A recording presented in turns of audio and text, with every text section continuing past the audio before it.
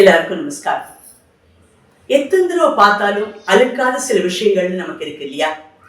யானை எவ்வளவு தூரம் பார்த்தாலும் நமக்கு அழுக்காது. அதே போல கடல் அலைகள் எவ்வளவு நேரம் பார்த்துட்டு இருந்தாலும் அழுக்காது. அப்படியே மேகங்கள் அப்படியே நகர்ந்துட்டு போயிட்டு இருக்கிறது அப்படியே பார்த்துட்டே இருந்தோம்னாக்க பார்த்துட்டே இருக்கலாம் போல தோணும். குழந்தையோட சிரிப்பு வந்து ரொம்ப எல்லாருக்கும் பிடிக்கிறதுனாலே என்னவோ பார்த்தீங்கன்னா இந்த முருகர் வந்து சின்ன குழந்தை வடிவில் வந்து கேலண்டர் வச்சுப்பா, படங்கள் வச்சுருப்பா. அதே மாதிரி கிருஷ்ணர் அதே மாதிரி வந்து ஆலிலை கிருஷ்ணர், தவழ்ற கிருஷ்ணர், தொட்டில் கிருஷ்ணர்ன்னு அந்த மாதிரிலாம் நிறைய வீட்டில் நம்ம பார்ப்போம். ஸோ இதெல்லாம் வந்து என்னென்னா நமக்கு அதை பார்த்த உடனே கொஞ்சம் நம்மளுக்கு உற்சாகம் வரும், சந்தோஷம் வரும் அப்படிங்கிறதுக்காக. இன்னும் சில பேர் வந்து பார்த்தீங்கன்னாக்க அவங்களுடைய ஆதர்ஷ புருஷர்கள்னு சொல்லுவா இல்லையா, அதாவது ஒரு கோல் மாடல்ஸ் அப்படிங்கிறதுக்கு. ஸோ அவங்களுடைய குட் சேயிங்ஸ், இப்போ விவேகானந்தர், ரமண மகரிஷி, அந்த மாதிரி ராமகிருஷ்ண பரமஹம்சர், அந்த மாதிரி சில போட்டோஸ் வச்சுட்டு பார்த்துக்கிறது பழக்கம். ஏன்னா நீங்க பாத்தீங்கன்னாக்க நிறைய யங்ஸ்டர்ஸ் வந்துட்டு அச்சீவ் தி கோல் என்ன பண்ணணும் அப்படின்னாக்க ஒரு போர்டில் வந்து நீங்க என்னென்ன ஆகணும், என்னென்ன செய்யணும் அப்படிங்கிறத வந்து எழுதிட்டு அந்த உங்களுடைய ஒர்க்கிங் டேபிள்லையோ இல்லை படிக்கிற டேபிள்லையோ வச்சுக்கோங்க. ஸோ தினம் நீங்க அதை வந்து உட்காரும் போது எழுதிக்கும் போது அதை பார்த்துட்டே இருந்தீங்கன்னாக்க தட் வில் ரெஜிஸ்டர் சப்கான்ஷியஸா டீப்பா நம்மளுக்கு ரெஜிஸ்டர் ஆகும் அப்படின்னு. அதே மாதிரிக்கு தான் நம்ம இந்த மாதிரி படங்கள், அது போட்டோஸ், அது மாதிரி கேலண்டர்ல சாமி படங்கள் நிறைய வச்சுப்போம்.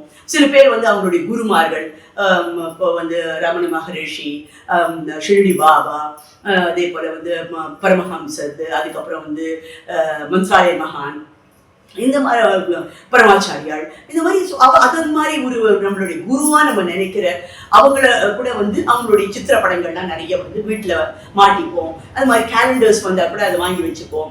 ஸோ இது வந்து சிலர் பார்த்தீங்கன்னாக்க பூஜை அறையில மற்றும் நிறைய வச்சிருப்பாங்க. சிலர் வந்து என்னன்னா இப்போ நிறைய இது மாதிரி எங்கேயும் நம்மளுக்கு வந்து அது கொஞ்சம் அந்த தைரியம் எப்பவுமே கொடுக்கணும், ஒரு ப்ரொடெக்ஷனா இருக்கணும் அப்படிங்கிறதுக்காக வரவேற்பு அறையில வச்சிருப்பாங்க, பூஜை ரூம்ல வச்சுப்பாங்க, சமையல் அறையில இருக்கும், ஈவன் பெட்ரூம்ல கூட வந்து அந்த மாதிரி சுவாமி படங்களோ குரு படங்களோ அது மாதிரி நிறைய வச்சுட்டு இருக்கிறது நம்ம பார்ப்போம். சில பேருக்கு தோணும், என்ன இது எல்லா இடத்துலயும் எதுக்கு இந்த மாதிரி படங்கள் வைக்கிறாங்க, அப்படி வச்சாதானா, இல்லாட்டா வந்து நம்மளுக்கு நல்லது நடக்காதா, நம்மளுக்கு வந்து ஏதாவது பெரிய ஆபத்து வந்துருமா அப்படின்ற மாதிரி எல்லாம் ஒரு எதிர்மறை கேள்விகள் நிறைய வந்து வர்றது உண்டு. ஸோ இதுக்கு பதில் நம்ம என்ன அப்படின்னு பார்க்கறதுக்கு முன்னாடி ரொம்ப வருஷத்துக்கு முன்னால அமெரிக்கால நடந்த ஒரு உண்மை சம்பவத்தை உங்களோட நான் ஷேர் பண்ணிக்கணும்னு ஆசைப்படுறேன். அமெரிக்கா அப்படின்னதுமே நம்மளுக்கு தெரியும், அந்த ஊருக்காரங்கன்னா என்ன ஒரு கலர், ஒரு காம்ப்ளெக்ஷன் இருக்கும் அப்படின்னு. ஸோ அழகான தம்பதிகள், இளம் தம்பதிகள், கல்யாணம் ஆன புதுசு, ரொம்ப சந்தோஷமா இருக்காங்க, ரொம்ப அன்பா இருக்காங்க, ஓரளவுக்கு நல்ல வருமானம் உள்ள ஒரு குடும்பம் அது. ஸோ ரொம்ப ஜம்முன்னு சந்தோஷமா இருக்கிற டைம் அப்புறம் வந்து அவங்க அந்த மனைவி வந்து கர்ப்பவதி ஆகிறாங்க. அது ஸோ ரொம்ப நல்லா கேர்ஃபுல்லாக பார்த்துக்கிறாரு, நல்ல விஷயங்கள் அவங்க பேசுகிறாங்க, நல்ல மியூசிக் கேட்குறாங்க, நல்ல இடங்கள் போய் பார்க்குறாங்க. ஸோ இந்த மாதிரி வந்து அந்த ஒரு குழந்தை வந்து நல்லா வளர்கிறதுக்கு எது வந்து நம்ம செய்யணுமோ அதெல்லாமும் அழகாக செஞ்சு நல்லபடியாக ஆகிட்டு இருக்கு. அதுக்கப்புறம் கரெக்டான நேரத்தில் அழகான ஒரு ஆண் குழந்தையை பெற்றெடுக்கிறாங்க. அதுக்கப்புறம் தான் வந்தது ஒரு பிரச்சனைங்கிறது. இப்போ நம்ம முதலே பார்த்தோம் அமெரிக்க தம்பதியை. ஸோ என்ன ஒரு காம்ப்ளெக்ஷன், அவங்களுக்கு பிறந்த குழந்தை ஒரு நீக்ரோ கலர்ல பிறந்திருக்கு. ஸோ இது எப்படி என்ன அப்படின்னு சொல்லிட்டு ஒரு அந்த கணவனுக்கு ஒரு திடீர்னு ஒரு மனசுல அவன் மேல வந்து ஒரு அவநம்பிக்கை வருது. ரெண்டு பேரும் இவ்வளோ நல்ல கலர் இதுவா இருக்காங்க, குடும்பமே நல்ல அந்த மாதிரி ஒரு இது இருக்காச்சு, எங்க இருந்து நீக்ரோ கலர்ல வந்து ஒரு வந்து பையன் வந்து நம்மளுக்கு பிறந்திருக்கான் அப்படிங்கிறது. ஸோ இது ஸ்டார்டிங்ல வந்து கொஞ்சோண்டு அப்படி லேசா மனசுல ஒரு என்ன சொல்ற ஒரு சின்ன ரே மாதிரி ஆரம்பிக்கிறது, அப்படியே பூதாகாரமே ஒரு நெகட்டிவ் விஷயம்னு வந்து ஒரு சந்தேகம்னு வந்ததுனாலே அது திரும்ப இருக்கிறது அப்படி இப்படியே பூதாகாரமா ஆயிடும். ஸோ டு வாட் எக்ஸ்டென்ட் அப்படின்னாக்க அவன் வந்து அந்த மனைவியை டைவர்ஸ் பண்ணுங்கிற அளவுக்கு ஆயிடும். இவன் வந்து எப்படி ப்ரூவ் பண்ணும் என்னன்னு புரியல. ஸோ ஆனால் இந்த குழந்தை வந்து அந்த மீதி டெஸ்ட் பிரகாரம் வந்து இவனுக்கு இவனுடைய ஹெரிடிட்ரிங்கிறது வந்து ப்ரூவ் பண்ணி, ஆனால் எப்படி இந்த நீக்ரோ இது வந்து இந்த கலர் வந்தது அப்படிங்கிறது ஒரு புரியாத புதிரா இருந்தது. நான் சொல்றது வந்து இந்த இன்சிடென்ட் கிட்டத்தட்ட ஒரு 50-60 வருஷம் கூட ஆயிருக்கலாம் நடந்து. ஸோ அப்போ வந்து இந்த அளவுக்கு சில டெக்னாலஜிஸ் எல்லாம் வளராத நேரங்கள் இல்லையா, அப்போ உடனே சரி அந்த அந்த பொண்ணை வந்து அந்த அவங்களுடைய ஃபேமிலியில வந்து என்ன பண்ணாங்க, என்னன்னு நம்ம கண்டுபிடிக்கலான்னு சில டாக்டர் கிட்ட போய் கன்சல்ட் பண்ணி. ஸோ அந்த மாதிரி ஒரு இதில் வந்து ஒரு சைக்காட்ரிஸ்ட் மாதிரி அவர் வந்து இவள்கிட்ட எல்லா கேள்விகள்லாம் கேட்டுட்டு அதுக்கப்புறம் வீட்லேயும் நான் வந்து பார்க்கட்டுமா அப்படின்னு சொல்லிட்டு வீட்டுக்கு வந்து இன்ஸ்பெக்ட் பண்ண, என்ன ரீசனாக இருக்கலாம், என்னென்ன பொருள்கள் வச்சிருக்காங்க, எப்படி இருந்தது, வீட்டை சுற்றி எப்படி இருக்கு, அட்மாஸ்பியர் என்ன இருக்குன்னு இதெல்லாமும் செக் பண்ணலாம் அப்படின்னு சொல்லிட்டு வந்து வீடு முழுக்க அழகாக பார்க்குறாரு. எல்லா இடத்துலையும் பார்த்தீங்கன்னாக்க அந்த இன்டீரியர்ல அந்த என்னென்ன தொட்டிகள், பூச்செடிகள், அந்த ஃப்ளவர் வாஸ் எல்லாம் அவங்க அரேஞ்ச் பண்ணுவாங்க. அந்த மாதிரி அழகான கர்டன்ஸ் இருக்கு, அந்த கார்டன், அந்த பூக்கள், அந்த வாசனை வர்றது எல்லாமே வந்து பாத்தீங்கன்னா அவ்வளோ ஒரு பாசிட்டிவா வந்துட்டு இருக்கு. இந்த டாக்டருக்கும் என்னடா இது இத்தனையும் கரெக்டா இருக்கு, எங்கெந்து அப்படின்னு ஒரு இடமா வந்து நல்ல பெரிய வசதியான வீடு. ஸோ எல்லா இடத்தையும் சுத்தி பார்த்துட்டே வரைச்சு கடைசியா shall I see the bedroom also அப்படின்னு கேட்கிறேன். ஏன்னா ஒரு பெட்ரூம்குள்ள இன்னொருத்தருடைய படுக்கையடி நம்ம உத்தரவு கேட்டுட்டு போனோங்கிற அந்த ஒரு மரியாதை இருந்ததுனால டாக்டரா இருந்தா கூட பர்மிஷன் கேட்டுட்டு அவங்க ஓகேன்னு போறேன். அங்கேயும் பார்த்தீங்கன்னாக்க அந்த பெட்டு ஆகட்டும், அந்த துணிகளுடைய விரிப்பாகட்டும், அங்க இருக்கிற சில அழகான அந்த டெக்கரேட்டிவ் பீசஸ் எல்லாமே ரொம்ப அழகாவே இருந்துட்டு இருக்கு. அப்புறம் கடைசியில பாக்குறச்சு ஒரு பர்டிகுலர் ஆங்கிள் ஒரு சின்ன கேலண்டர் இருக்கு. அதுல வந்து ஒரு நீக்ரோ சோல்ஜர் அப்படி ஒரு போஸ் கொடுத்துட்டு ஒரு போட்டோ ஃப்ரேம் மாதிரி இருக்கு. இவர் வந்து டக்குன்னு அதை பார்த்துட்டு இது என்ன இது அப்படின்னதும் அப்போ வந்து அவர் சொல்றா, இது மாதிரி யாரோ கிஃப்ட் அது கொடுத்துருந்தது.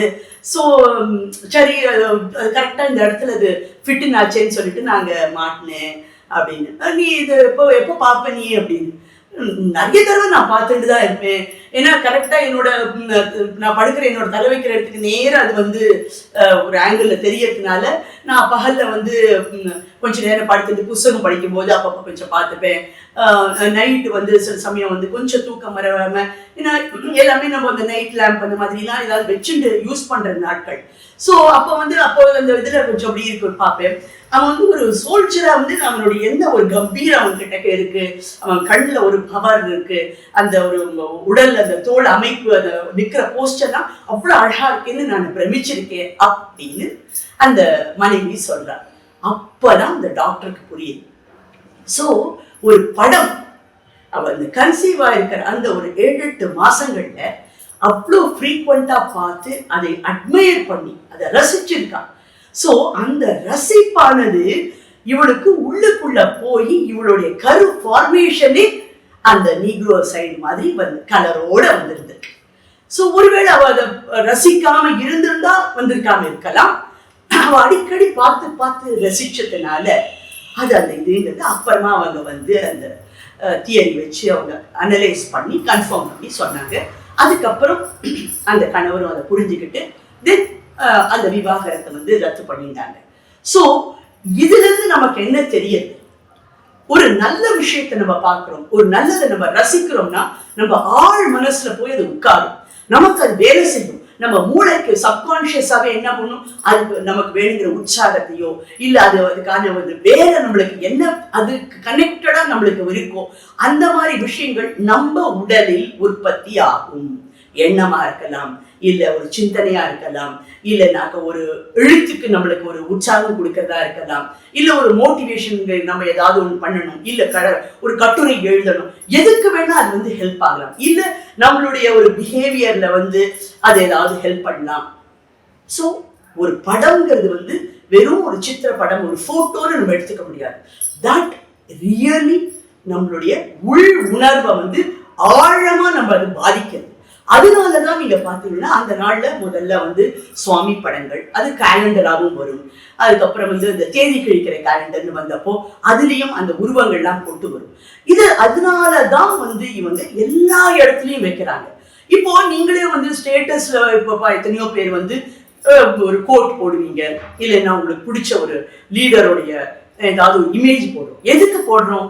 உங்களுக்கு பிடிக்குங்கிறது எல்லாத்துக்கும் தெரியணுங்கிறதுக்கு இல்லை, அதை பார்த்து யாராவது ஒருத்தர் அவங்களுக்கு ஒரு நல்ல உணர்வு எடுத்துக்கட்டும், அதுல இருந்து அவங்க வந்து இம்ப்ரூவ் ஆகட்டும் அப்படிங்கிற ஒரு நல்ல எண்ணம் கூட இருக்கு இல்லையா? அதனாலதான் நம்ம எவ்வளோக்கு எவ்வளவு பாசிட்டிவ் விஷயத்த பார்க்கிறோம், நல்ல செய்யுங்க பார்க்கிறோம், இல்ல நல்ல தலைவர்கள் பத்தி பார்க்கிறோம், இல்ல சுவாமிகள பத்தி பார்க்கிறோம், இல்ல நமக்கு அழுக்காத படங்கள், அதாவது அதுதான் யானைங்கிறதுல இருந்து நம்மளுக்கு விநாயகர் வந்திருக்கார், கணபதிங்கிறோம். அதே மாதிரி இப்ப வந்து நீங்க பாத்தீங்கன்னா குழந்தையிலிருந்து தான் நம்மளுக்கு முருகர், கிருஷ்ணர், எல்லா சுவாமி, எந்த சுவாமியை நீங்க வேணா பாருங்க, பார்த்ததும் நம்மளுக்கு வந்து இம்மீடியட்லி ஒரு சின்ன சந்தோஷம் நடக்கும், ஒரு உற்சாகம் வருது. அதுக்கப்புறம் வந்து அதே போல ஒரு பீடாதிபதிகள் பாக்குறோம், இல்ல ஆச்சாரிய புருஷர்களை பாக்குறோம். அப்ப என்ன ஆகும், ஒரு டிவைனிட்டி, ஓ எவ்வளவு இப்படி வாழ்ந்திருக்காங்க, இப்படி வாழ சொல்றாங்க, இந்த மாதிரி நம்ம தர்மத்தை கடைபிடிக்கணும்னு சொல்றாங்க. So all the positive things which they keep telling us, which we have to follow. நம்ம வந்து வாழ்க்கையில எப்படி நடக்கணுங்கிற இதை வந்து நமக்கு உடனே அது பிளாஷா நம்மளுக்கு அது மைண்ட்ல ஓடுறது. ஸோ இப்படி ஒரு பாசிட்டிவா நம்ம எல்லாத்தையும் பார்த்து பார்த்து இருக்கும்போது என்ன ஆகும், நம்ம சிந்தனை கரெக்டா இருக்கும், நம்ம எடுக்கிற டிசிஷன் ஒழுங்கா இருக்கும், நம்ம லைஃப்ல ஒரு பதட்டங்கிறது இல்லாம இருக்கும். ஓரளவு நம்மள நாமே ஒரு நல்ல பிரஜைக்கு எப்படி நம்ம தயார் பண்ணிக்கணுங்கிறதுக்கு இந்த படங்கள் எல்லாம் உதவியா இருக்கும். அதனாலதான் எவ்வளோக்கு எவ்வளோ நல்ல படங்கள், நல்ல கோட்ஸ், இல்ல நல்ல தலைவர்கள், இந்த மாதிரி விஷயங்களை அந்த நாள்ல இருந்து ஒரு தேசபக்தி வரணுங்கிறதுக்காக தான் வந்து இவங்க என்ன பண்ணுவாங்க, தலைவர்களோட படம் வைப்பாங்க. ஏன்னா அவங்க வந்து என்னென்ன தியாகம் பண்ணாங்க, எவ்வளவு கஷ்டப்பட்டாங்க, நம்ம சுதந்திர டைம்ல எத்தனை வந்து ஒரு வேதனைகள் அவங்களுக்கு இருந்திருக்கு, எத்தனை தியாகங்கள், எத்தனை நாள் உணவில்லை உறக்கம் இல்லைன்னு எப்படிலாம் வந்து சுதந்திரத்துக்காக அவங்க அத்தனை அடிபட்டு பண்ணாங்க. அப்படிங்கிற விஷயங்கள் வந்து நம்மளுக்கு வரும்போது நம்மளும் நம்ம நாட்டுக்காக நல்லது செய்யணும் அப்படின்ற அந்த தேச உணர்வு வந்து நமக்குள்ளேயே வரும். சோ இந்த மாதிரி நல்ல விஷயங்கள் எல்லாம் நமக்கு வரணுங்கிறதுக்காக தான் மேல மேல வரணும். சோ எங்க முடிஞ்ச வரைக்கும் நம்மளுக்கு கெட்டதுல போகாம நம்மளை ப்ரொடெக்ட் பண்ணிக்கிறதுன்னா இந்த மாதிரி சித்திரப்படங்கள் தான். அதனாலதான் அந்த நாள்ல வீடு முழுக்க வந்து சுவாமி படங்களோ இல்ல தேச தலைவர்கள் படங்களோ, நல்ல விஷயங்களை தெரிவிக்கிற மாதிரி ஒண்ணு படங்கள், பகவத்கீதை, இந்த மாதிரி விஷயங்கள் எல்லாம் ஏன் போட்டாங்கன்னா உங்க மனசுல அழகான சிந்தனைகள், நல்ல எண்ணங்கள், நல்ல விதமான வாழ்க்கை நம்ம கடைபிடிக்க வேண்டிய நெறிமுறைகள் இத்தனையும் நம்ம மைண்டுக்கு வரும்.